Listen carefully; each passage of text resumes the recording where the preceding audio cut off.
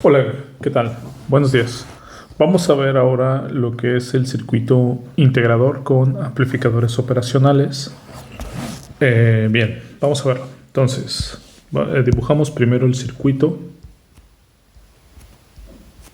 Aquí es el menos, aquí es el más, que es la no inversora. La no inversora va a tierra y la inversora pues es la señal que queremos integrar.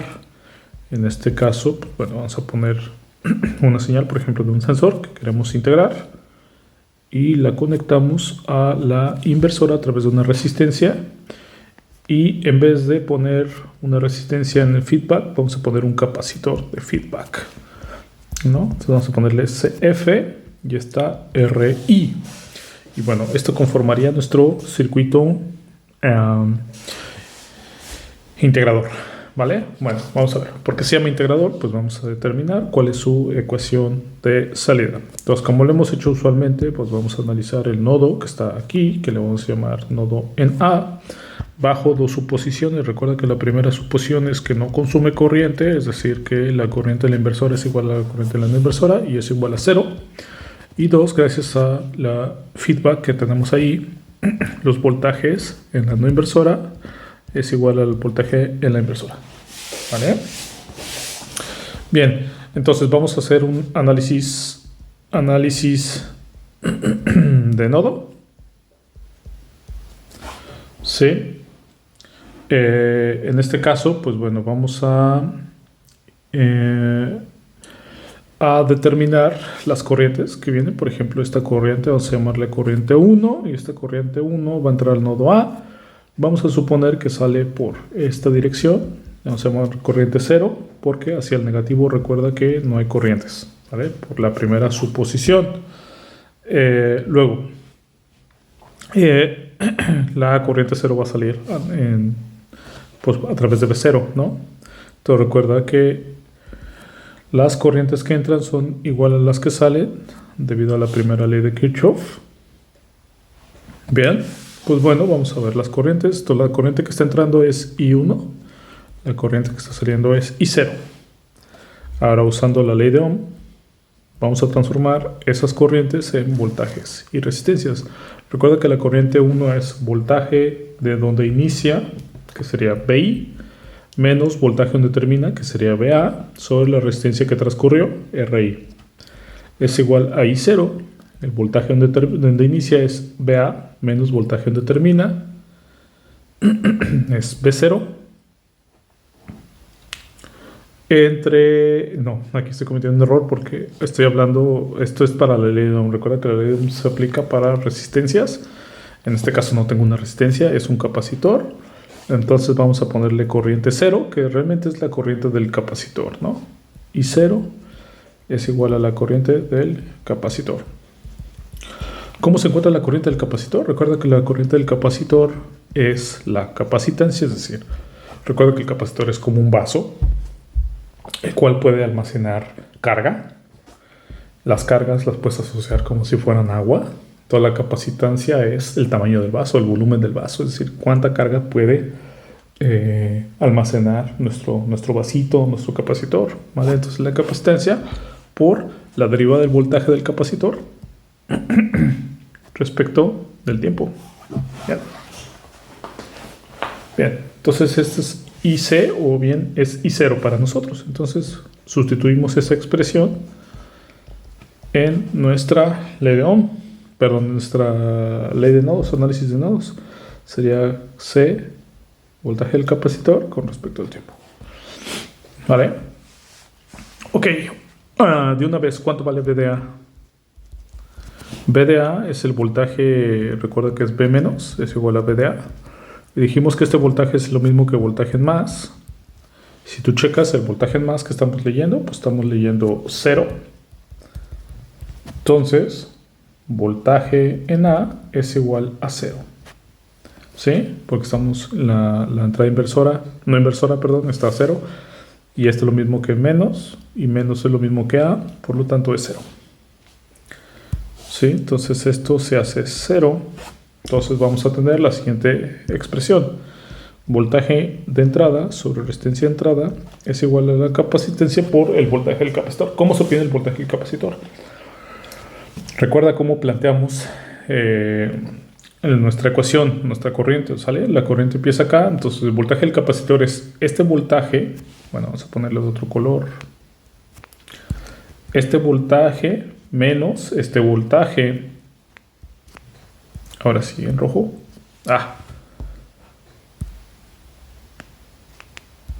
menos este voltaje, ¿sale? El voltaje azul menos el voltaje rojo.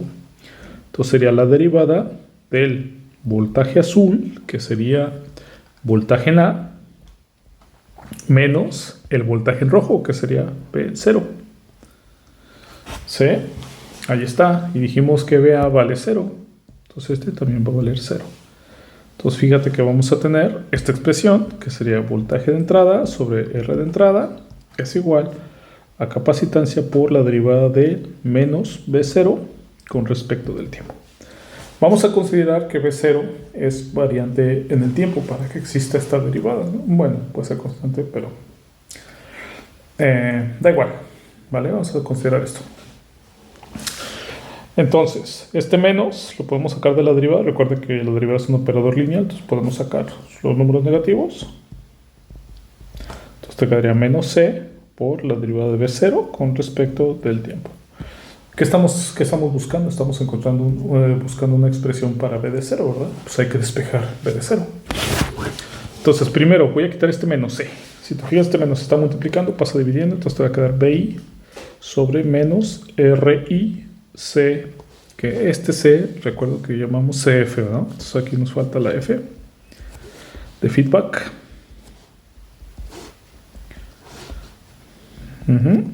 Es igual a derivada de B0 con respecto del tiempo. Fíjate que aquí, ¿qué tenemos? Tenemos una ecuación diferencial. ¿Por qué ecuación? Pues porque aquí tenemos una igualdad. ¿Por qué diferencial? Pues porque aquí tenemos una derivada.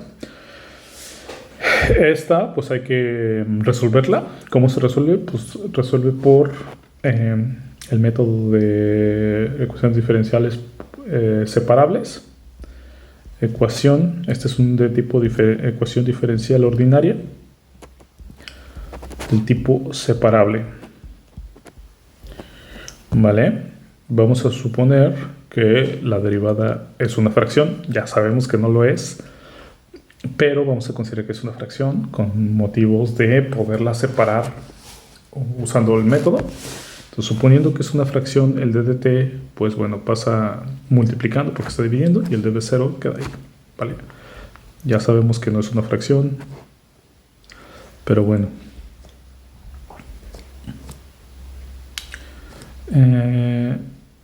dt es igual a db0, ¿sale? Tenemos ya separadas por un lado el voltaje y por el otro lado el diferencial del tiempo. Vamos a hacer la integración en ambos lados para quitar los diferenciales. ¿Sale? Nota aquí que R y CF, perdón, son valores constantes, por lo tanto lo puedo sacar de la integral. Entonces me va a quedar menos RI CF integral de BI, que depende del tiempo, con respecto al tiempo, es igual a la integral de la derivada. Recuerda que por el teorema fundamental del cálculo podemos, en palabras muy simplificadas, cancelarlas. Y me quedaría P de 0 de t menos P de 0 en 0. ¿Sale? Con la condición inicial, pues. Porque recuerda que aquí hay una condición inicial y acá va a otro valor. ¿Sale? Entonces, ¿por qué no resolvemos esta integral? Porque recuerda que no conocemos el voltaje de entrada, ¿no? No sabemos si es una constante, si es una función, si es un seno, si es un coseno. Por lo tanto, se deja expresada. Vale.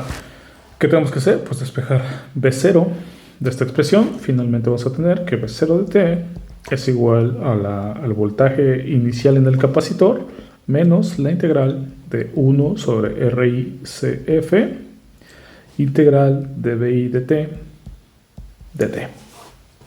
¿Sale? Entonces esta sería la expresión para nuestro circuito que dibujamos al inicio. Por lo tanto se llama integrador. ¿Vale? Precisamente por esta contribución donde estamos integrando la señal de entrada.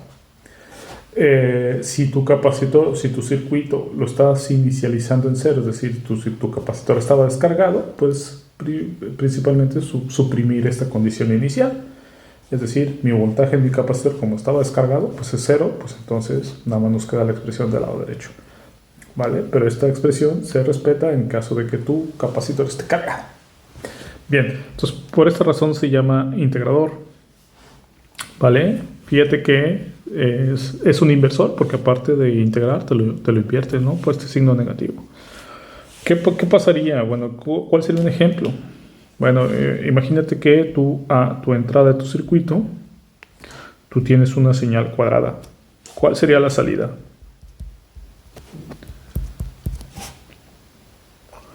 ¿Sí? Entonces, tenemos, por ejemplo, una señal cuadrada que es muy usada en electrónica analógica, donde en una vale 0 volts y en otro lado vale 5 volts. La integral de esta 0, pues sería un 0. Pero lo que sí podemos integrar esta señal, que a pesar de que sea discontinua, pues es 5 volts, ¿no? Vamos a suponer que queremos integrar este lapso de 5 volts. Entonces, si nosotros tenemos una función, o bueno, b de i de t, de 5, ¿cuál sería su integral? Pues bueno, la integral de 5 sería simplemente poner esto, ¿no? Integral de 5t de t, que sería 5t. Entonces fíjate que nos debería de dar una función lineal, es decir, la salida o la integral debería ser algo así. Es decir, nos debería dar algo así. Aquí es en el periodo que vale 0, aquí es en el periodo que vale 5, lo integra y después vuelve a 0. Pero recuerda, como es negativa, lo que va a hacer es esto, ¿no? Va a valer 0, pero recuerda de multiplicar esto por un menos, sería algo así y así. Entonces, esto es lo que veríamos nosotros en la salida de nuestro amplificador operacional si metiésemos una señal de este tipo cuadrada. Nos debería devolver un tipo diente de sierra. ¿Sale? Bien, pues bueno, pues esta fue el análisis del integrador. Este integrador no se puede implementar en la vida real. Hay un efecto que se le llama saturación debido al capacitor. Entonces lo que se hace para poder implementar este integrador en la vida real es se le mete una resistencia en paralelo para poder mover el límite de la saturación y poder hacerlo en la vida real, ¿sale? Entonces, si en la vida real estás implementando este integrador y no te sale, intenta poner esta resistencia RF, ¿de acuerdo? Muy bien, pues vale. Muchísimas gracias por su atención en este video. Nos vemos en la siguiente sesión. Saludos.